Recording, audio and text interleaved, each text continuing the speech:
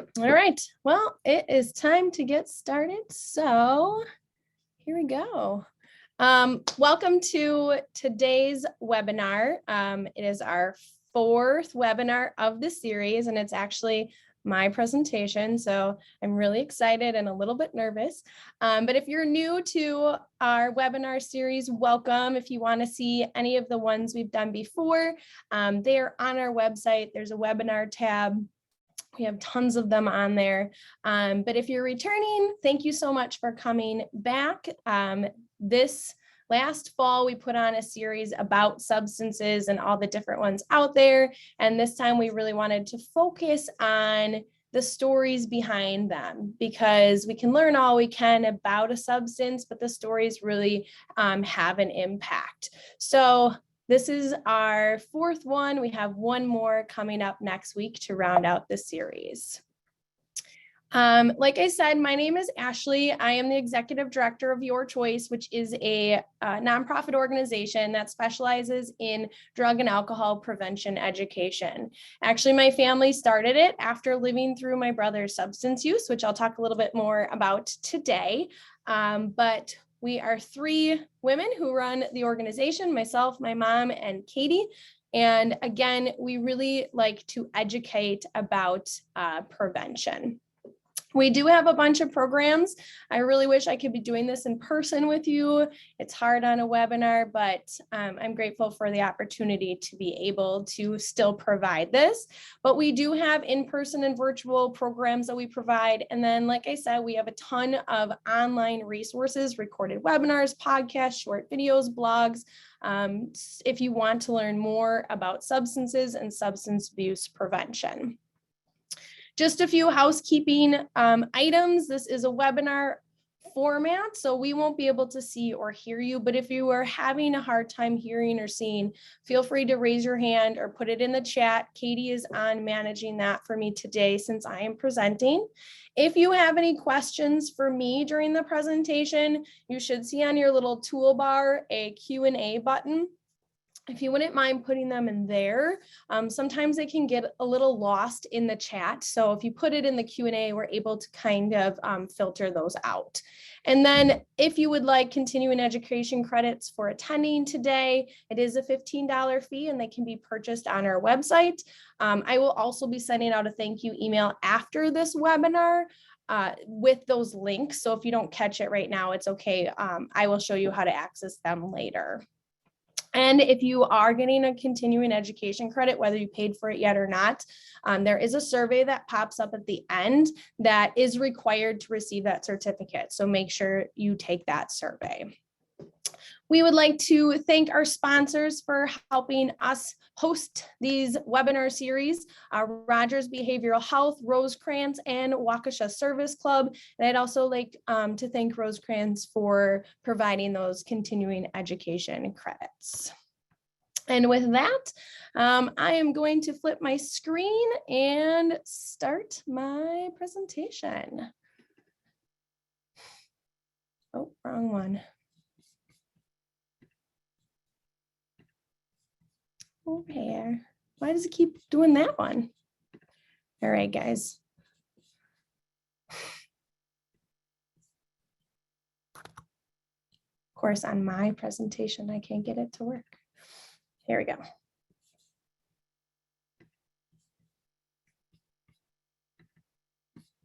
Okay, can you see that one, Katie? Okay. All right, so my presentation today is focused on substance abuse from a sibling's perspective.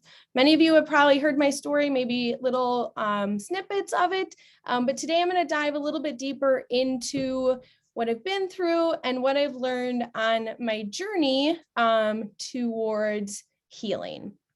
Before I get into my story, though, I do just want to put a disclaimer that, this is my perception of how things happened.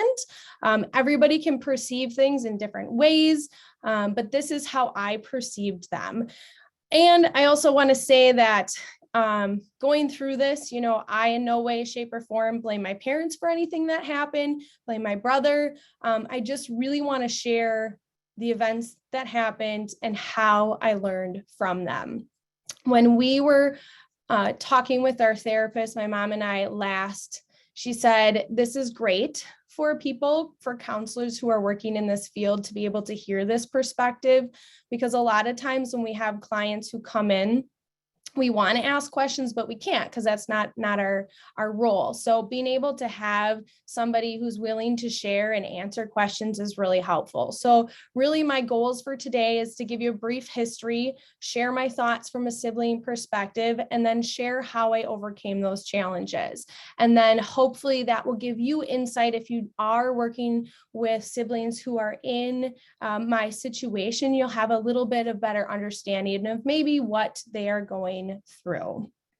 So just to give you a little bit of background, I was born in 1984, so my pictures are not as clear as pictures are today, but I grew up in the Heartland, Wisconsin area. I am a very rule follower kid. I never experimented with substances. When I was in middle or high school, I was very naive to it. I knew some people who did it, but I never got involved. When I was 16 years old, my best friend died in a drunk driving accident. She went to a party. She was drinking alcohol. She didn't drive herself home. She handed her keys over to somebody else, and he crashed the car, and she died on impact, and he walked away. So at the age of 16, I was like, I saw the devastation, and I did not want to do that to my family.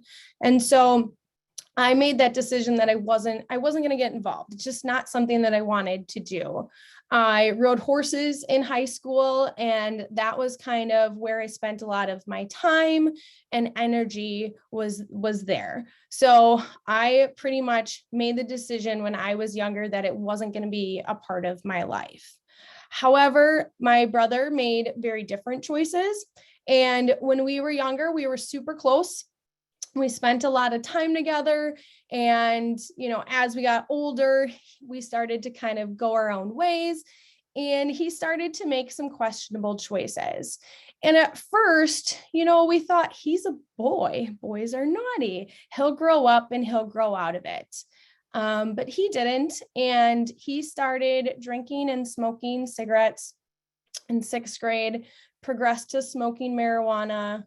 Then by freshman year, he was using prescription pills, and we didn't know at the time, but at the age of 17, he started using heroin. And a lot happened during that time period. He was arrested multiple times.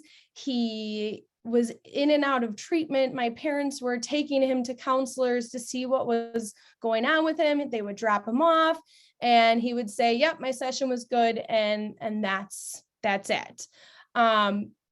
He did end up graduating from an alternative high school. He did receive 19 underage drinking tickets and 3 DUIs. My mom would go and beg the judge to please give me some education. I need some help with this. But this was back in, I would say, early 2000s. So there really wasn't as much out there as there is now. And like I said, by the end of his use of substances, heroin was his choice of substance. And of course, he never planned for this to happen, right? This wasn't his goal. When we talk about your choice, it really, his choices led him here. He wanted to go to school and become some famous person. He had all of these great intentions. And once he started using substances, they took him down a completely different path. And so as our family was going through this, I wanted to kind of make this a little interactive. What do you think were some of my thoughts and feelings were when I was living through this chaotic period of my life with my brother using substances?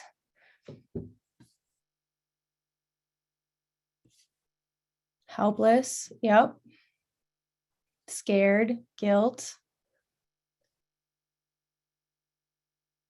Left out. Yep. Hate my brother. Yep. Anger, neglect, Maybe try to be the good child, frustrated, resentment, afraid for your brother's life, resentment, judgmental. Yeah. Right. Frustrated. Yeah. So I don't think I would have been able to honestly vocalize the feelings that I had at the time it was going on. Like if you would have grabbed me when I was 17 years old and said to me, like, what's going on? Why do you seem distant? Why is this? I don't know that I would have been able to vocalize that. It's taken me many, many years to actually like go back in time and realize probably what I was feeling at the time. So some of the things, I felt sad. My mom cried all the time. I was angry because my parents were always fighting. We were always walking on eggshells. There was no peace in our house ever. I felt neglected. I don't know, I'm emotional, but my parents would, I would come home and say, I got a really good grade. And they're like, well, that's great, but where's your brother? I started to hate him because it was my way of kind of distancing myself from him, right? If I could hate him, then I had a reason why I didn't need to be around him. I dreaded coming home. I spent all my time at the barn with my horse, which is a really funny story because my horse's name was also Tyler. I didn't name him that, but he came with the name Tyler. So I had Tyler, my brother, and Tyler, my horse. And there was a whole joke, like, when you're talking good about Tyler, it's usually about the horse, right? But I dreaded coming home. I was afraid, like who isn't afraid when there were times he would be missing and we didn't know where he was. I felt alone, even though people were around me all the time. I just felt alone. I felt helpless. I felt unheard, and I felt abandoned. And again, I couldn't vocalize that. I don't think I could have vocalized that at all when I was living through it. But this is what people saw. Now, this is a heavily filtered picture of me, but I wanted to show, like, right, people saw a straight A student. They saw someone who seemed content, who spent time at the barn all the time, who went with the flow, right? Nobody could see. And there were times where I didn't want to tell people what was going on in my house, right? You don't want people to know that, your brother's running off and your parents are fighting because everybody else's family seems so normal. They're going on vacations, they're doing things. And so I didn't want to say anything and be like the weird one. And I was also afraid to say something in case it would make things worse. Like, what if I went to my school counselor and said, this is going on, then they call my parents, then my parents start fighting, right? So it was so much easier during this time period to just roll with the punches, pretend like nothing was going on, and move on with my life. But at the same time, I was a teenager. I was trying to figure out my life, where it was going, what I wanted to be. So it was a big struggle for me, but I'm actually grateful for it in a sense, because I feel like I grew up fast in a good way though, right? I feel like, I moved out of the house when I was 18 and I had to grow up, but I'm glad I didn't go through some of the other teenage phases that could have put me in places I didn't want to be. So in a way, I'm thankful for how it happened, but at the same time, it, like, looking back now, it's so crazy just to think about, everything that happened. And so really, and everybody can relate with this, every day was a roller coaster ride. Every day was highs and lows. What's going to happen? I don't want to ride this ride, but I don't know how to get off. You wait for the drop. So all the stuff starts building up and you're waiting for something bad to happen. And this is how we lived our lives for at least 10 years. We lived our lives like this. And it's crazy to think now, like, that's a really long time to be on this crazy emotional roller coaster, and can't even imagine what my parents have been through. My mom's actually not here today, but she's watching. I love her because it's hard for her. But I got married at the age of, oh gosh, how old was I? 24. I met a man named Ryan. I'm still married to him. We'll be celebrating 14 years of marriage this year. But this was a tough part of my life for me because it was the highlight of my life. But this was when my brother's addiction was the worst. And so Ryan and I made the decision that we weren't going to have my brother stand up in my wedding. He was part of the wedding, but he wasn't going to be a groomsman. And the reason is because we didn't know if he'd be alive or not for the wedding. And we didn't want to have to explain to people why he wasn't there if something did happen. So my wedding was great. I enjoyed it very much. These are all my wonderful friends that were in our wedding, and we're still friends today. But it was tough. It wasn't like a full wedding experience because I was always worried about my brother. After my wedding, my parents said, okay, we got through Ashleigh's wedding. We need to do something different now. And they ended up kicking my brother out of the house. They were emotionally drained, mentally drained, physically drained. They had nothing left. And my mom came to the conclusion that she was loving him to death by allowing him to stay in the house and do whatever he wants. So they kicked him out, and he went and lived somewhere. And about 2 weeks later, after my parents kicked him out, they called him and they said, you've got two options. You can continue doing whatever you want to do, but we're not going to be a part of your life. Or you can go to treatment and get help and we will support you. And so that day, he decided enough was enough and he went into treatment. He actually spent 2 weeks in detox because they couldn't get him normal. When he started withdrawing from the substances, his heart rate was erratic. And so he actually spent 2 weeks in detox. He spent 90 days in residential treatment. And while he was in residential treatments, we had to go to family sessions. And if you've heard our story before, the counselor there, my dad was really strict. And he was like, well, I can't meet, I have to work. And so the counselor said, well, what time can you meet? And so my dad, being a smart aleck, said, I can meet at 5 a.m. So the counselor said, done.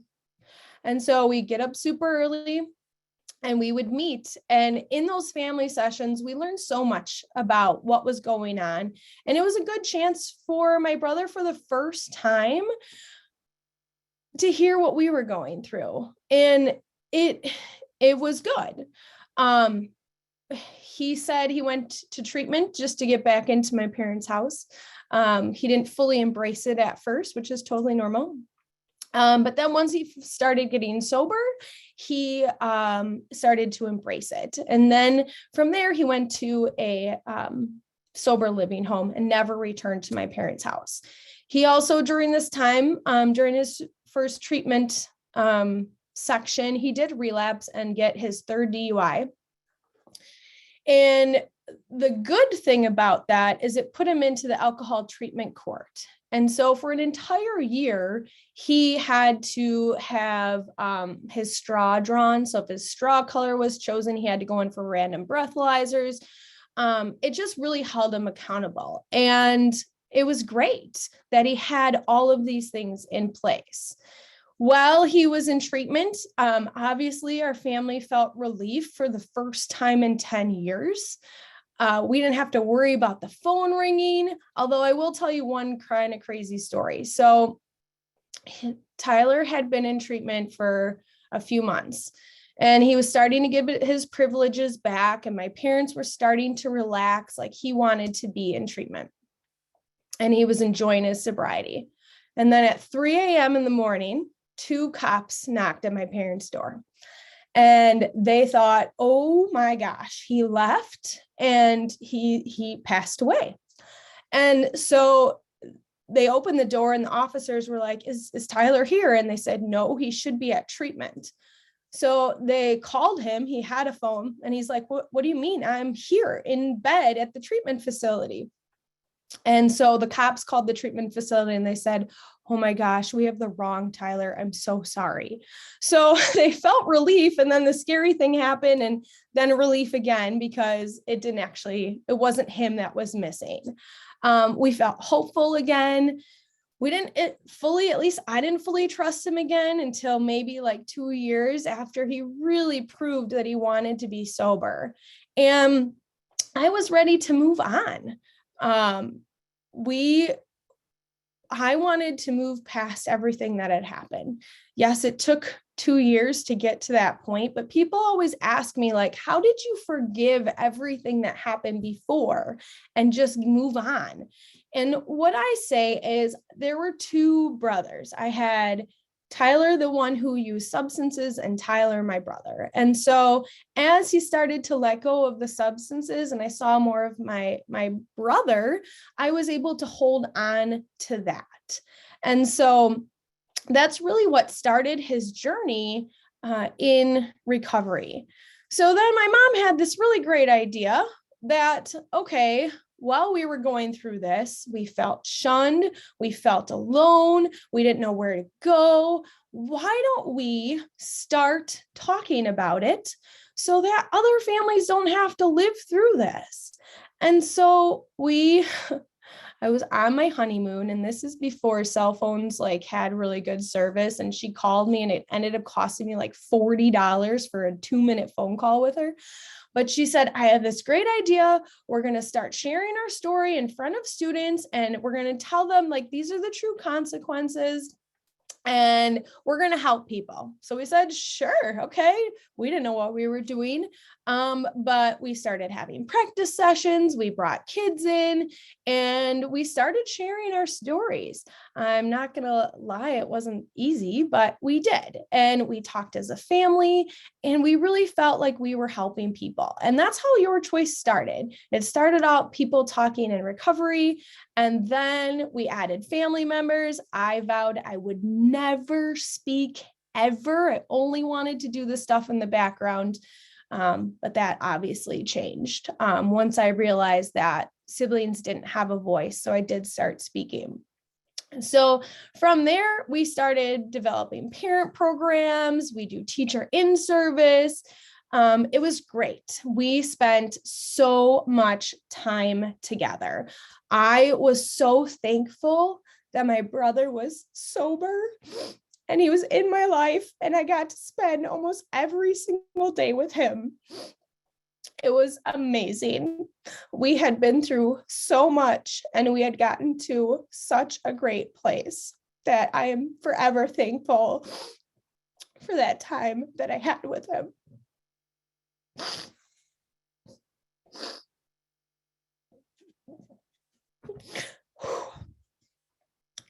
And then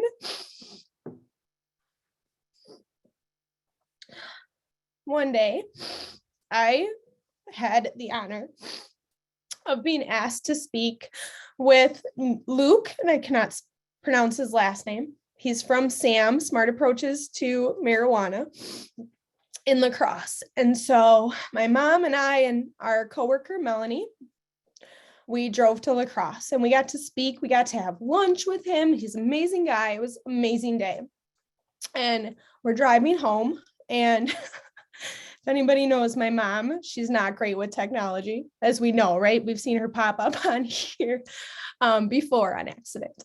Well, we're driving home and Melanie goes, Sandy, this doesn't look familiar. Where are we going? And we look on GPS and we were headed to Ohio. Okay. Not where we live. We wanted to go to Wisconsin.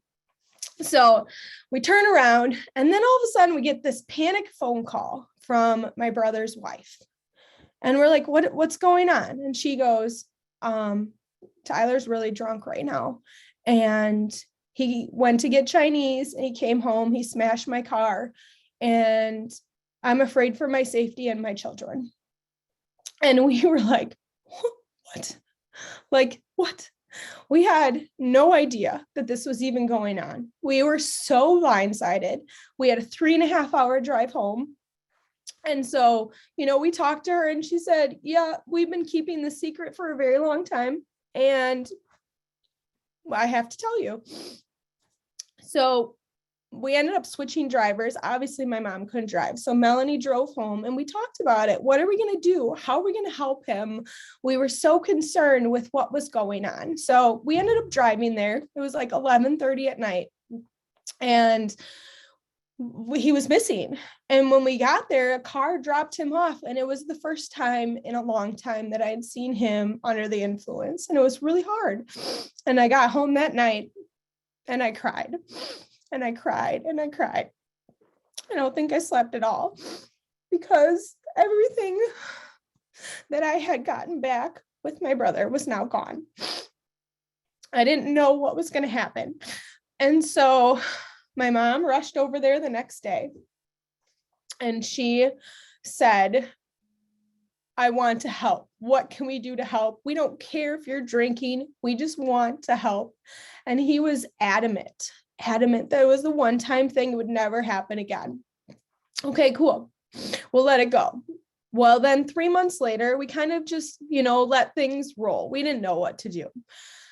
3 months later, we got a call from my dad that he was under the influence again at work. And at that time, we were driving to a presentation. Only things happen on presentation days. And we talked to his wife, and his wife said, alcohol is not the problem. You are. You don't realize how much he hates your family. And again, my mom and I were like, what? Like, seriously, I spend every day with him. How does he hate me?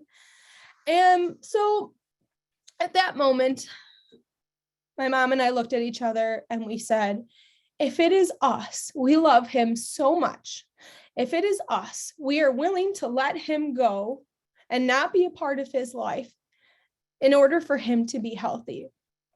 So we stopped taking his phone calls and we talked to a counselor friend. They said, you cannot rescue him. He needs to find his way.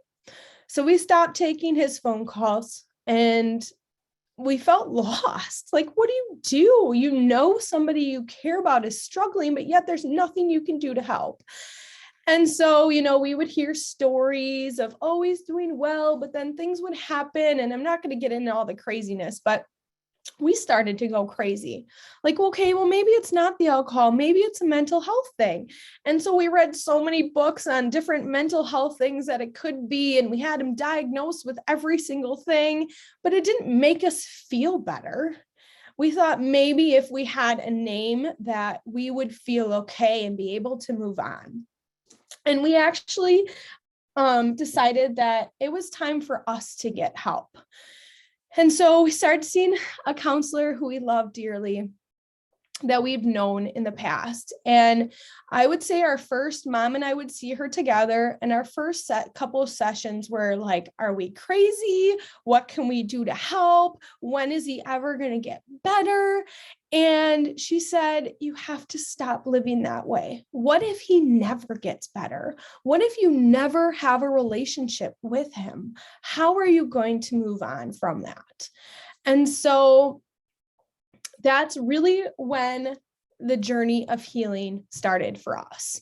Of course, it wasn't like, okay, now we're going to heal, right? We're right back on the roller coaster again, because things were happening outside of our control. I actually had to tell the mother of his firstborn child that this was going on, because I love my nephew so much that I could not imagine something happening to him and I didn't tell his mom. So that really divided. That's why my brother hates me. But I did it because out of love. So I told her, and it's been a roller coaster ever since. There are highs and lows and all these crazy things happening. But my mom and I decided that we weren't going to ride the roller coaster anymore. We can't do that to ourselves. And through a lot of hard work, 2 years worth, I've learned so much about healing and myself. And that is what I want to share with you today. I did write a book. It's called The Shadow Child. But one of the things that I learned in writing my book and reading all these books and working with my counselor is that my family, we were a boundaryless, codependent family that lived every day walking on eggshells just to avoid something more tragic than what was really going on. And this was even when I look back now, when he was using substances and sober, we were still the same people. We were still boundaryless. We were still codependent. And that's something that we had to work for. And so these are the things that I learned about myself. When my brother started using substances, and not only did I lose him during that period the first time, but I lost my parents. They weren't the same parents they were when I was little. And so I had a huge void in my life. I didn't know what to do with that void. And I've worked with many siblings, and some fill that void with substance use. Some fill it with eating disorders or cutting. For me, I just jumped into my first boyfriend and I clung on to him so hard. I didn't stand up for myself. I just went with the flow because I didn't want him to leave me too. He was the only thing outside of my family that I felt that I had. And this void, though, carried forward into when my brother got sober, because then he now filled that void. My brother did. And I never wanted that void to come back. So again, I clung to him like he was the person that was keeping me alive. He was the one. If I did everything right with him, if I didn't stand up to him, if I was just quiet, then hopefully he wouldn't go back to using substances and I would feel that void again. I did everything I can to avoid that void. I also realized that I don't know what the right word is. I put so much into my relationship with my brother that all of my other relationships kind of went by the wayside. So like my husband is the most amazing man, but when I was really close with my brother, if I saw something funny, I would text my brother. I wouldn't tell my husband. We had so many inside jokes that my husband was always like, okay, like, I don't understand what you guys are talking about. I stopped hanging out with my girlfriends because I felt like I had him back and I had to do everything I could to stay with him.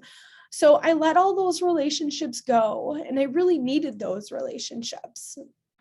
I also realized that I was as unhealthy when he was sober as when he was using as a teenager. I had never healed from what had happened in the past, and I still had no boundaries with him, which kept me in the cycle of being complacent and not saying anything and letting him do whatever he wanted.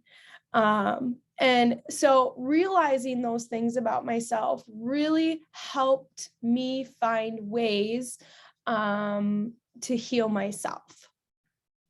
I also realized that there are some unique challenges that only pertain to siblings, or, well, yeah, mostly to siblings. So one is, we live in the shadows. My book is called The Shadow Child.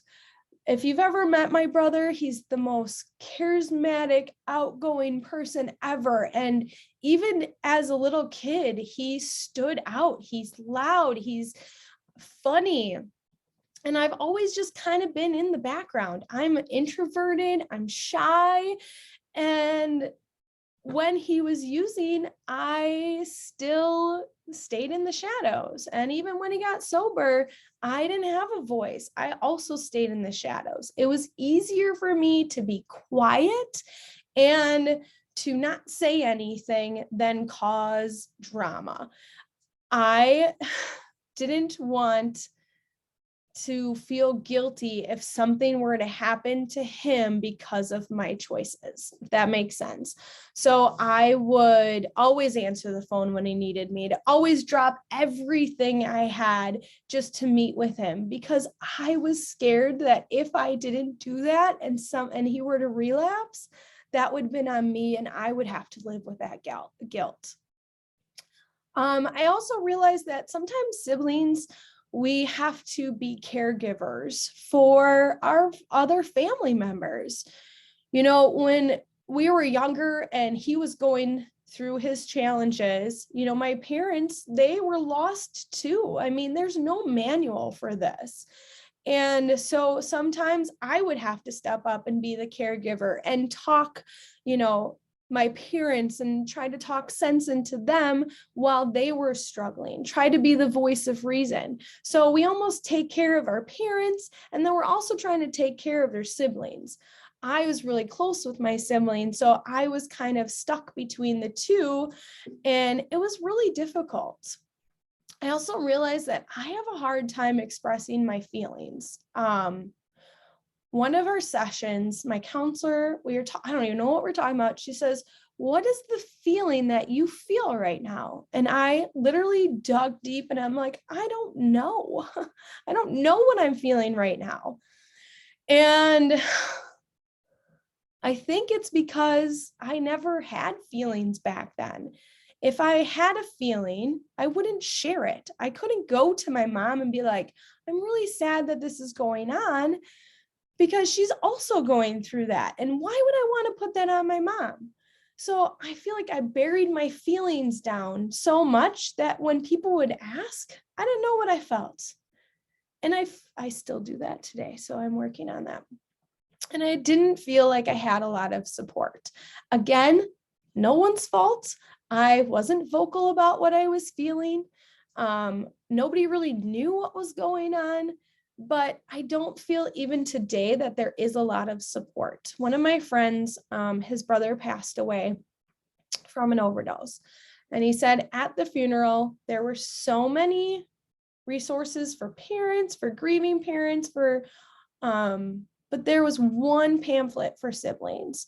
So I do think that we are lacking a little bit of support for siblings, and we do have these different unique challenges that not everybody recognizes.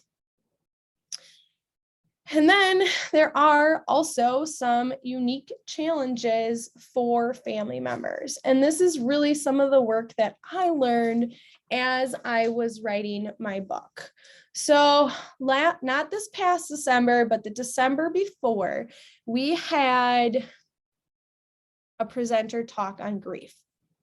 And I listened to it and I was like, oh my gosh, my mom and I are living in anticipatory grief every single day, because we were wondering when the next thing was going to happen. That the first part of my brother's relapse, before we started really working on ourselves, we were anticipating the next bad thing to happen. When were we going to get that next call? When were we going to hear something? And as we lived in that grief cycle, we kind of lost who we were, because we were anticipating the next thing happening. We weren't living in the moment. And every moment that we spent in this cycle, I don't know about you guys, but I tend to loop in my mind. Right? So something happens. I'm like, why did that happen? Well, why would he think that? Well, what would that do? When's the next thing going to happen? But every time I spent in that loop was less time that I had for my children. It was less time that I had for my husband, for my friends. And so I really worked hard on not living in that grief. And how I did that was I would catch myself going through the loop and I would have to redirect myself. This is the point where a counselor said, what if it never gets better? What if it gets worse? You cannot live in that world or you will miss out on your entire life. And so getting out of that loop is tough, and I catch myself doing it sometimes now, but I journal, I think, nope, okay, recognize it and move on. You can't control that. You have to focus on what you can control. The next thing that really helped me, and I have to give credit to Katie for this one, is ambiguous loss. So Katie came into the office one day and she said, I am reading this book and you have to read it because this is your family. It's called Hit Hard by Patrick McLeod. Sorry if I butchered the last name, but it's about a family whose son had a traumatic brain injury at 17 years old. And they didn't know how to handle it. The mom thought one thing, the dad thought the other thing. The mom was sad because she lost the son that she could have had, and the dad was happy that he was still alive. He wasn't the same, but he was still alive. And so as I'm reading this, I'm like, oh my gosh. And I read another book on ambiguous loss, and this is what our family was living through. My dad had just written it off. Yep, relapse. Okay, moving on with my life. My mom was upset because her future with her son wasn't there anymore. And I was kind of stuck in the middle. And the crazy thing with ambiguous loss is there is no clear defining moment of when the loss happens. And I think, this is really hard to share, but my friend's brother died of an overdose, and he had lived this cycle with me. So he knew exactly what I was going through. And I was driving to his funeral, and I said to my mom, is it bad that I'm jealous that it's over for him? And it's not that I want my brother dead. I don't want that at all. But he had closure. He had a reason to grieve. He had lost his brother. And when you're living in ambiguous loss, there's no clear cut, this happened, and yes, you can grieve. So like people will see my brother and they'll be like, oh, he looks so good, he's doing well. But I lost my brother. Even though he's physically here and doing well, I lost that. And people don't understand that, right? People lose their sibling and they have a funeral and people understand their grief. But for us who are in this limbo, there's no way to say, oh, it's okay, you're grieving. People don't understand it. And this was huge for my mom and I to learn. It gave us a name. It made us feel like we weren't alone. And it also opened our eyes to how our family, just the three of us in our family, saw things very, very differently. Me and my mom grieving the loss of him, and my dad kind of just saying, I can't do this anymore. And so one of the things that I did was I wrote a goodbye letter to my brother. So it had been the year anniversary and I was really struggling because nothing was getting better. You thought maybe after a year things would get better. And I missed him so much. So it was a rainy day. I grabbed my journal and my coffee. You guys know I love coffee. And I wrote a goodbye letter to my brother. And I told him how much I love him and I miss him and what I missed about him. And then I closed my journal and I just cried. I think one of the hardest things that my mom and I have gone through is that we're afraid to start talking about it because we feel like we're never going to stop crying about it.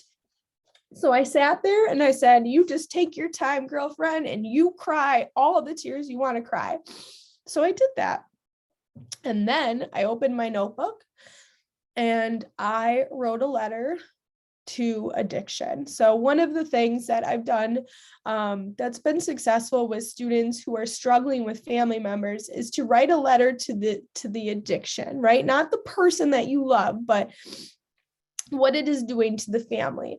So I let loose on that monster in there, and I felt a lot of closure from that.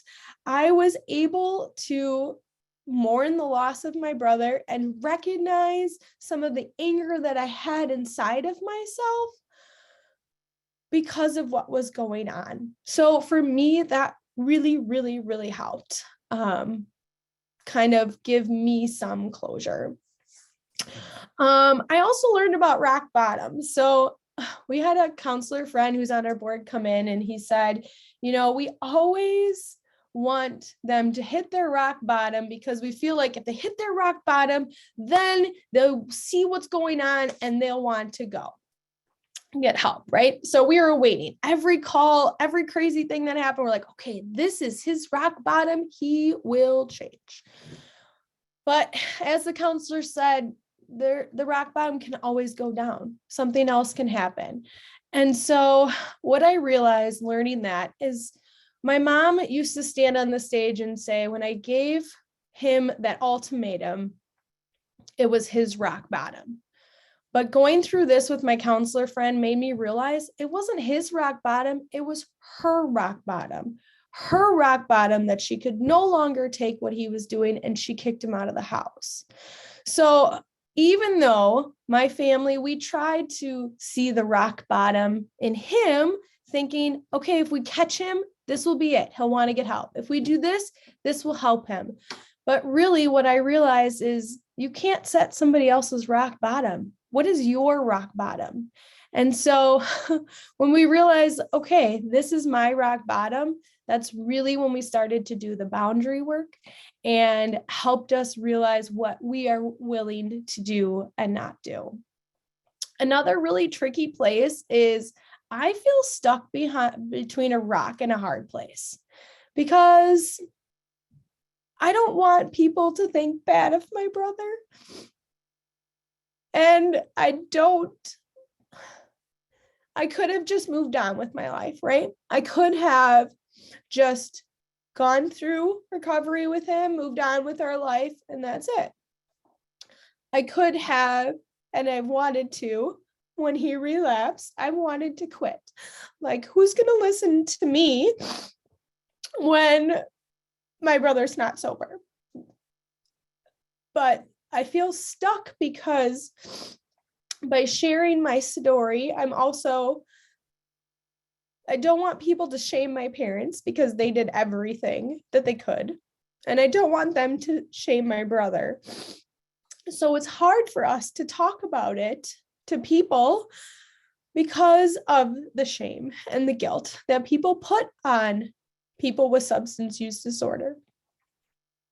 And I also feel like I have met so many people that have helped me along this journey that are secretly suffering this. They said nobody knows what is going on because I don't want to tell people. Because what happens if they get sober and then they relapse? Then I have to explain it all to them. So I feel like we often get stuck with, I don't know what to do anymore. And I feel like we need a little bit more, we need to start talking about it more so that people don't feel so stuck. I also learned about forgiveness, and I think that was probably the hardest thing for me to do. And I forgave the drinking a long time ago, but what I had a hard time forgiving is some of the events that took place afterwards. And I read in the boundary book, which I have a slide on, that forgiveness and reconciliation are two different things. You can forgive somebody for you. If you don't forgive them, you are tied to them. And reconciliation takes two people owning up to what they did. And so once I read that, I'm like, okay, because I thought if I forgive him, that means that nothing ever happened and we can just pretend like everything was fine. And I wasn't okay with that. So once I learned that there are two things and it's okay to forgive but not reconcile, I spent a lot of time working on that forgiveness piece. And I will say that it's not a one and done, because things will happen. You'll forgive this part, but then something else will come out. And you're like, oh my gosh, are you for real? And you have to forgive that again, forgive that different piece. So you will continuously forgive pieces, but it is worth it, because by forgiving, you're letting them go and you're moving on. And it was huge. It probably took me almost 2 years to actually come to a place of forgiveness. But I finally got there. So what helped me to heal? So those are the things that I learned. And this is just some of the things that helped me to heal from this. So the first thing I did was get a counselor. Should have done that a very, very long time ago, probably when he first got out of treatment, would have been really great. But you live and you learn, right? So counselors are really, really helpful, and find one that works for you. You don't have to just pick one from your insurance. I really recommend finding somebody that really relates to you and you are comfortable with. The next thing I did was read the Boundaries book. And to be honest, I read it and I'm like, okay, yeah, I understand. And I wrote some boundaries, and then I'm like, okay, but I don't feel better about this. And my counselor said, well, you have to do the work, Ashleigh. You can't just write a boundary and be better. So I really dug in. And in the book, they have a chapter on how to find your flaws. And again, at first I was like, wait, my flaws? I'm not the one with the problem, right? That's what we think. He's the one with the problem, not me. But I did. I jumped in, I found my flaws, and I started working on them. My flaws are that I don't speak my mind. I am very, complacent until it all builds up and I snap. So those are some of the things that I'm working on. I also have a really hard time believing that people care about me, and I'm working on that as well. But I started practicing self-care. I journal all the time. Those are the things that really helped me. I also worked on the relationship with my parents. We have all been to counseling together, and that's been really great. Our counselor friend said she sees a huge change in the relationship between my mother and I. I don't really see it, but she does. And I mean, I feel it though. I feel it in my soul, but I couldn't pinpoint exactly where the shift happened. I have to practice patience and grace with myself. One of the best things that my counselor said is that healing is not a straight line. It is circular. So when you have moments of sadness, when you're crying, it doesn't mean that you're not healing. It just shows how much growth you have. So on those tough days when you're sad and you don't know what to do, it is okay to just feel those feelings. Again, it doesn't mean that you're not in a good place. And I spend more time with my family and friends. I have rebuilt my relationship with my girlfriends. Not that I ever lost it, but I'm more actively engaged than I've ever been. I spend a lot of time with my family. I'm grateful to work with one of my best friends, Katie. I work with my mom, so I get to see her all the time.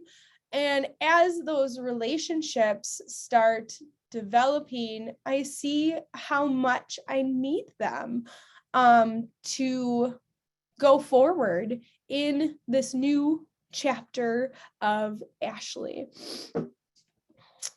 And I'm going to quote Kathy here, and I'm going to cry, but in her presentation, she said, no matter what happens, I hope you choose happiness. And it was about probably, 2 years in my journey. And I said, I am the happiest I've ever felt in my entire life. But at the same time, it's like, how can you say that? Like, you don't have your brother anymore. but I've done so much on my work on myself, and I have such great relationships with other people.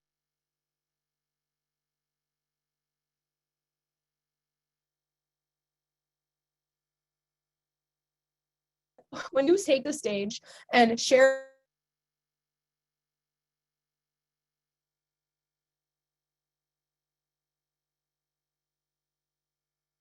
But with me sharing my story, I want to share that even when everything bad happens, you can still find happiness. We thought that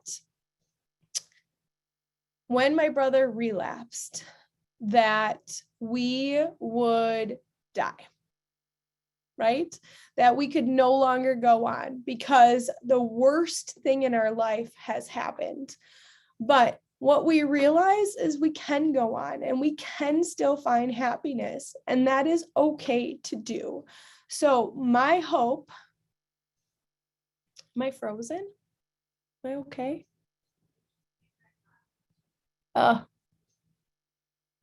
Okay. Did I freeze? Am I good? Okay, somebody else said I was frozen. I'm sorry. But my hope is that you can find happiness. Even when everything goes wrong, you can find happiness. My parents are in the best place they've ever been. Of course, are we sad? Absolutely. We mourn the loss of the relationship, but we are such a good place than we have ever been. And it feels really good. So this is my family. There's my husband, Ryan. Tegan is wearing both my girls are wearing a cap, but this is Tegan. She is 10. Nolan is now 12. And this is Tenley, my little 7-year-old. And then this is Henry, our little pony, and Jojo, our goat, who actually acts more like a dog. And then this is little Rusty here. He's about the size of a dog. He's tiny. And those are only 3 of our 37 pets. So we have tons of animals. But this is my happiness. And this is who I have to focus on and be happy for, because they need me. Now, do they feel tremendous loss? Absolutely, they feel a loss. My 2 older children grew up with my brother. And so my son just had his birthday last week, and he's like, why doesn't my uncle call me and at least say, hey, happy birthday to me? So it's a new road I have to travel with my older children. But, this is my happiness, and this is why I do what I do. So, that's emotional. Tell Jojo. I know. You know how hard it is to get a goat to listen? He is the best though. So again, my story is about hope, that no matter what happens, you can be happy. You can find your voice. You can come out of the shadows. It is okay to talk about it. I hope more people start talking about it. And I really hope that sharing my story with you, if you do work with clients that have similar ones, I hope that it brings some insight into kind of some of the emotions that we go through, and maybe some tools to help them going forward. I did write my first book. It is being released on the 15th. It's called The Shadow Child. The first part is about my story and everything that happened. And then the second part is kind of a little bit what I talked about. There's more in there about how I healed. So it's a huge accomplishment. Tom Farley, who is the brother of Chris Farley, actually read it, and he wrote the foreword for it. But really my hope for this book is for those who are silently suffering. They don't want to talk about it, but they don't want to feel alone. So that is really what the goal is for my book. And that is all I have for you. So if anybody has any questions for me, I am happy to answer them. I do see some in Q&A. Have you had any experience with someone dealing with their sibling who has a substance abuse issues but is also a narcissist?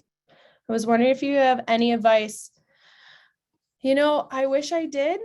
I feel like I'm in the same boat. I did read a lot about narcissism in my journey to find out maybe why my brother acts the way he did. But I don't have an answer for you on that one, unfortunately.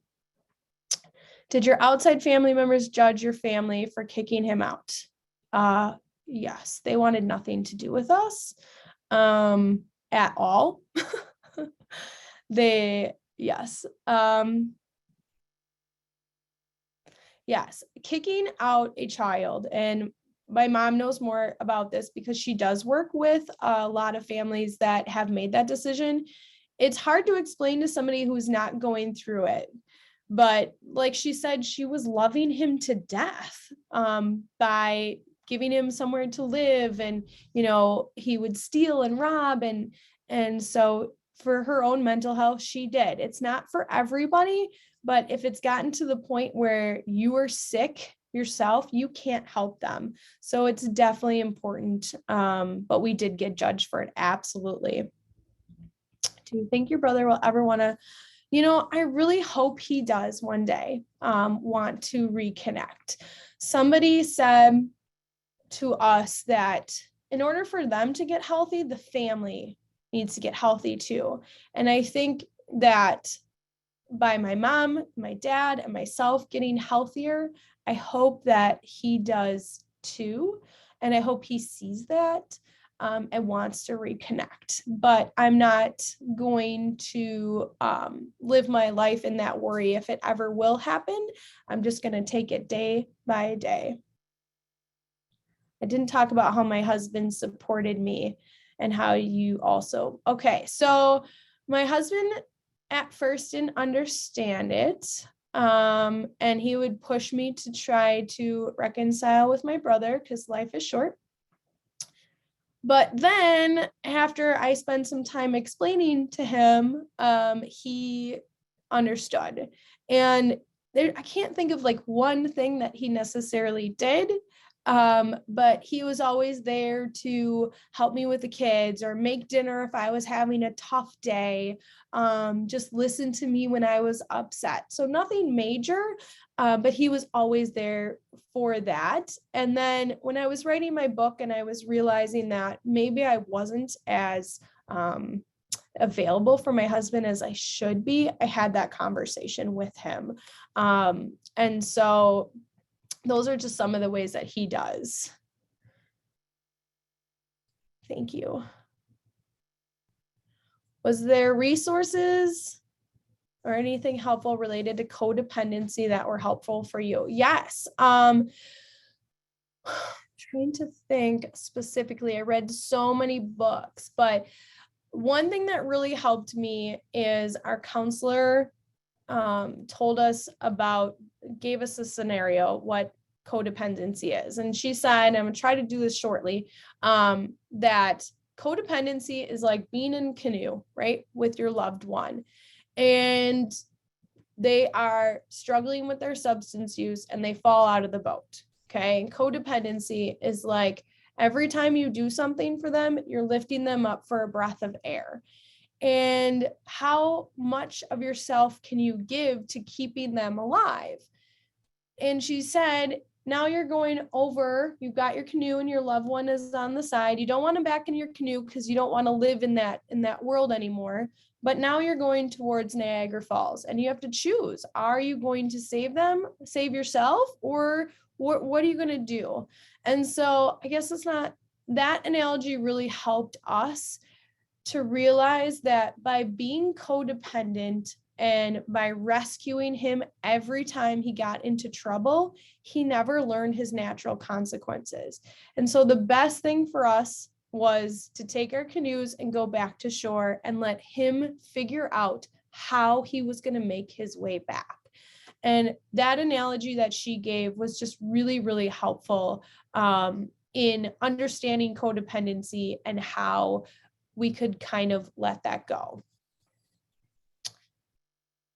Do you have any resources on mental health and substance abuse together? I'll have to think about which ones I have. Like I said, I read so many books. How do you deal with siblings that won't talk to you about it? In general, like, I mean, they have to share what they want to share. We can't force them to talk about it. If they won't talk about it, then I don't know.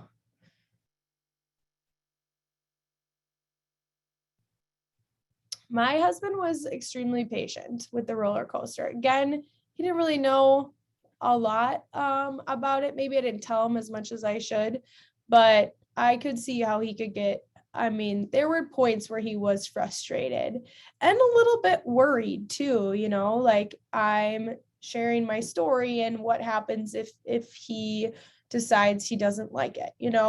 So he's gotten mad, but he's been pretty calm about it. Oh, how do you deal with siblings that won't want to talk about it? Yeah, I mean, everybody's so different. It's so hard. Insurance, yes, insurance makes it really hard. For sure. Any other questions?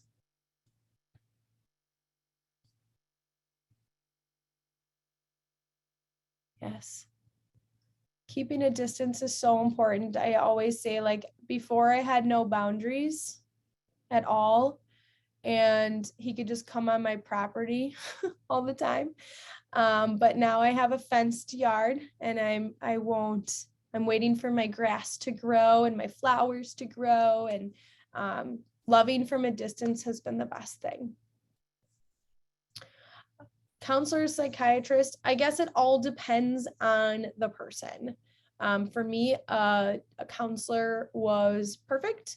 But if somebody suffers, or not suffers, that's not the right word. If somebody has anxiety or depression, and they're going through this, it could totally amplify that for that person. So then I would definitely probably recommend a psychiatrist to help if there is any medication that is needed, because I can't imagine, having depression and going through this, or anxiety and going through this. It's so tough.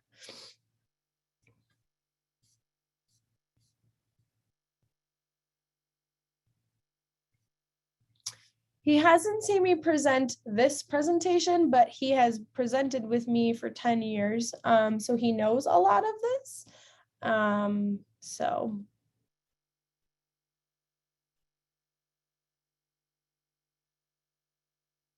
Oh, that's a tough one. So, if you're leaving, somebody else is moving, how do you leave your mom? That's a tough one. I would encourage her to seek out a counselor now before everybody leaves, just for her own safety, and somebody she can talk to in case nobody is there to help her, that she has a counselor she can talk to.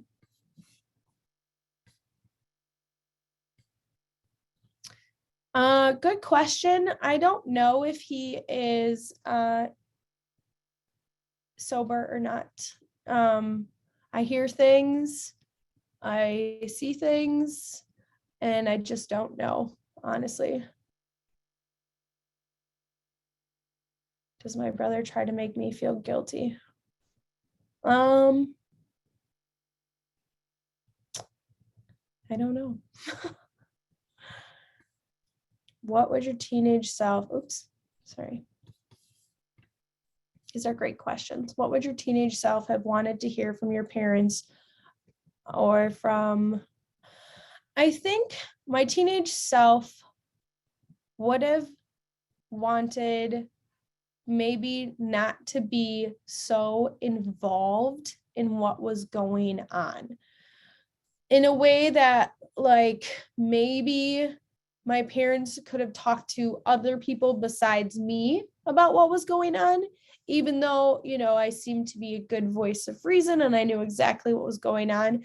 I wish maybe they had gone to a counselor and talked to them, and maybe not have as much going on in the home about the conversations, and maybe even started seeing a counselor for myself when I was a teenager to kind of work through some of those emotions as well.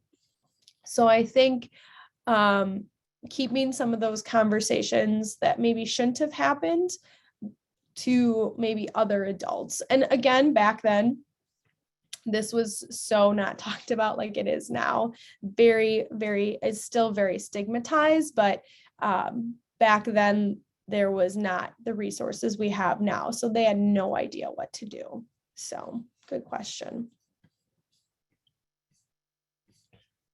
Any other questions?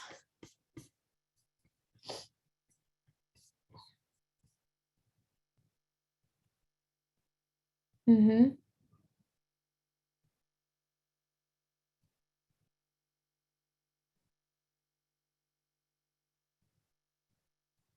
Yeah, that's a tough one. Sometimes they can be very great manipulators. I would encourage him to see a counselor. Obviously, he might not want to do that, but I always say that in order to help them, you have to be healthy yourself. So if his actions are depressing you and you're getting stuck in that depressive area yourself, then I would definitely distance myself. I love you. I care about you, but I can't do this right now. Yes.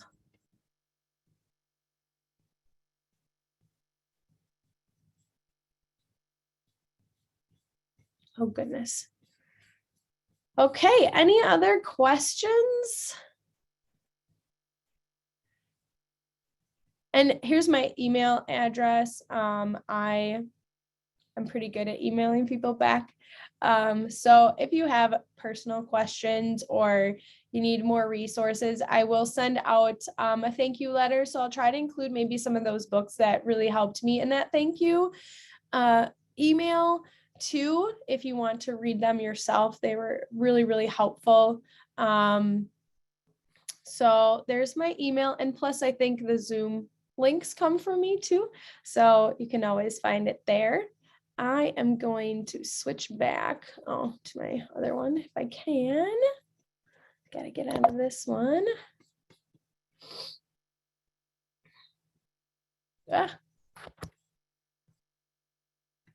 One second here. I learned that you can't have two PowerPoints up at the same time. All right. So different when you're doing it yourself. Okay, here we go. All right. Can't see.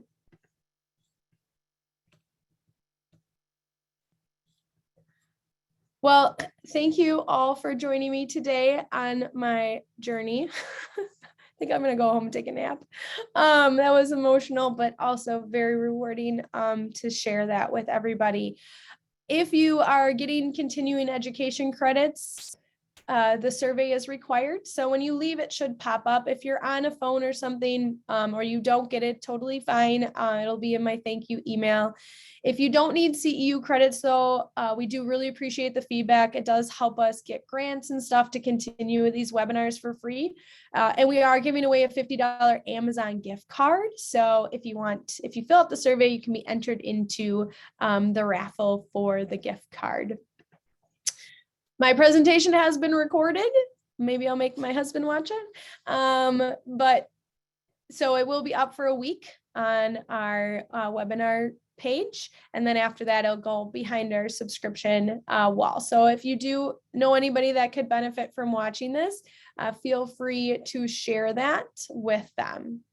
And then next week, our very last one, we have Katie who works with me, who I love dearly, and her mom. They will be sharing their perspective from mom and daughter of Katie's story. So please join us next week if you are able to join us. And again, thank you all for joining us today. Thank you for all the great questions and all the feedback. I hope you guys enjoy the rest of your day, and I hope to see you all next week.